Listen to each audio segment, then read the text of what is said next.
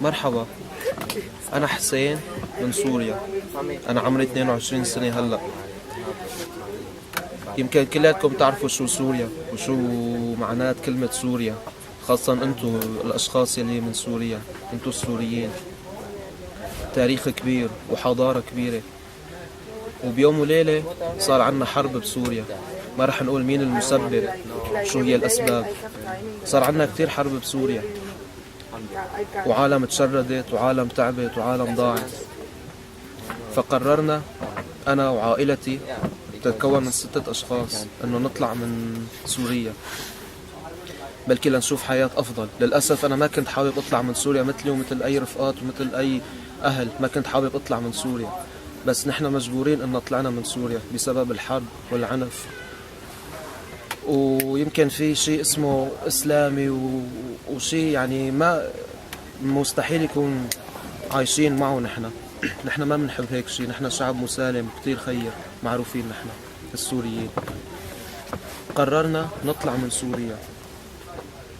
طلعنا من سوريا، ويمكن الدمعة بعيوني وبعيون أهلي وبعيون أي حدا طلع من سوريا. أنا واثق من هذا الشيء لأني مجبرين نحن طلعنا. وطلعنا من سوريا وحطينا قدامنا ما في غير طريق إنه نطلع من سوريا على تركيا.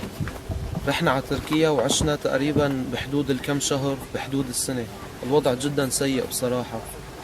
ما عاد فينا نتحمل انه واحد مغترب عن بلده، لا لغة ولا دراسة ولا اي شيء، وكتير جدا الوضع صعب.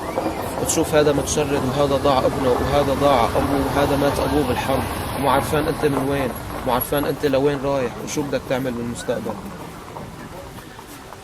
قررنا انه نطلع على اوروبا. بعد من تركيا نطلع على اوروبا. طبعا ما في غير طريقة لاوروبا انه نطلع بالبحر. البحر كلياتكم يمكن بتعرفوه شو هو البحر. قارب صغير، نحن بنقول له البلم بالسوري، نحن بنقول له بلم. يمكن بسع 40 50 60 شخص، بالليل او بالنهار، برياح او عاصفة، مطر شمس، ما بتفرق معاهم. بحطوه بالكام، بحطوه عفوا بالبلم العالم، وبطلعوا. يا فيك توصل للطرف الثاني على اليونان، يا ما فيك توصل. في احتمال انه انت وعائلتك وكل اولادك ما حدا يوصل لهنيك.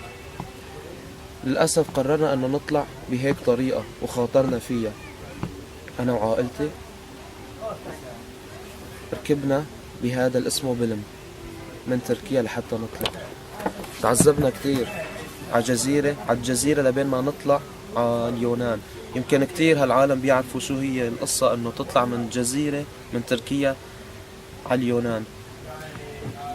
ركبنا بالبلم للأسف، والجو عاصف وماطر وجدا سيء. أنا من جهتي أنا قصتي بالبحر كانت يعني الحمد لله كتير منيحة وسهلة، بس في غير ناس حكيت معهم رفقاتي كتير تعذبوا ب3 و4 و5 ساعات بالبحر لحتى اجى الخفر السواحل اليوناني أو الأوروبي أنقذهم من قلب البحر. وفي ناس كتير غرقت وماتت كتير بالبحر. وصلنا على طرف اليونان على أوروبا. نحن قلنا انه السبيل الى الحياة والانقاذ هو اوروبا.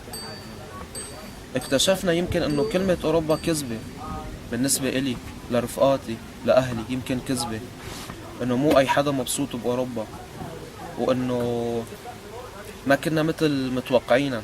اكيد ما في احلى من البلد، بس نحن مجبورين. رح ارجع لكم.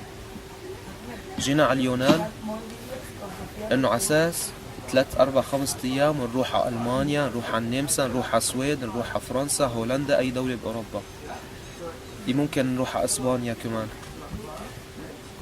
للأسف جينا الحياة يعني جدا سيئة هون.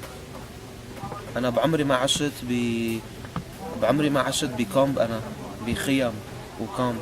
اجوا أجبرونا أنه نعيش بكامب وبخيم. أنا مفكر إنه ب3 4 أيام بروح على الحدود وبطلع ألمانيا. والله وقفونا بنص الطريق وقالوا لنا أنت وعائلتك ويلي معك ويمكن 60,000 شخص باليونان حاليا. نحن هون هلأ بالكامب باليونان. وضع الكامب، نحن بس لنا وضع الكامب باليونان لنا 6 شهور هون. جدا جدا سيء. يعني شو بدي أحكيك، الوضع كتير سيء بالكامب هون. عم نتحمل لنا من أول يوم ل6 شهور. في ناس كتير راحت ببيوت، بس كمان ما هي مبسوطة، لأني الوجهة مو إنه نضل باليونان، رح نطلع على أوروبا.